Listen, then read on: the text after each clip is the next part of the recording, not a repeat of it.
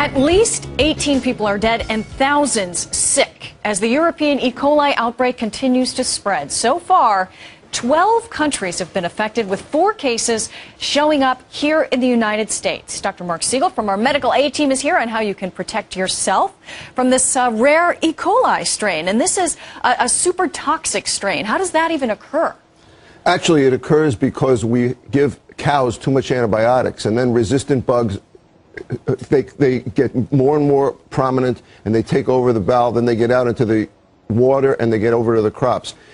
The bacteria produces a toxin. The problem is not the bacteria itself, Molly. It's the toxin it produces. In this case, 1 out of 3 patients that have this ended up with kidney failure, and 18 have died already. This is one of the most virulent E. coli that we've seen. And so this basically goes after your organs. Exactly. It goes after your kidneys. It causes a lot of diarrhea. People get dehydrated. The best way to treat this is with hydration fluids. Antibiotics don't really work. Experts here in the United States are saying, well, they're giving antibiotics to people in Europe, but antibiotics can actually kill the good bacteria. Then the bad bacteria takes over. Right. And we know that there are 4 people affected here in the United States, but they had recently been in Germany.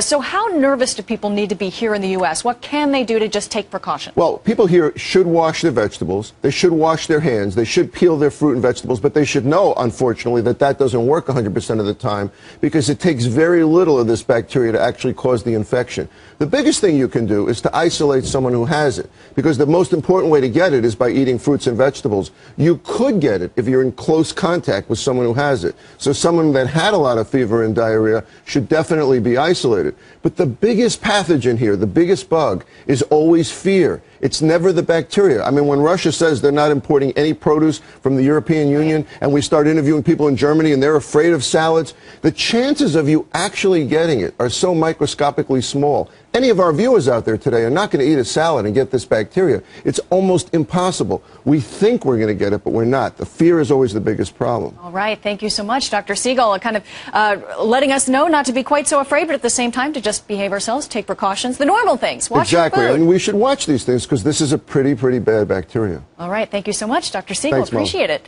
Coming up.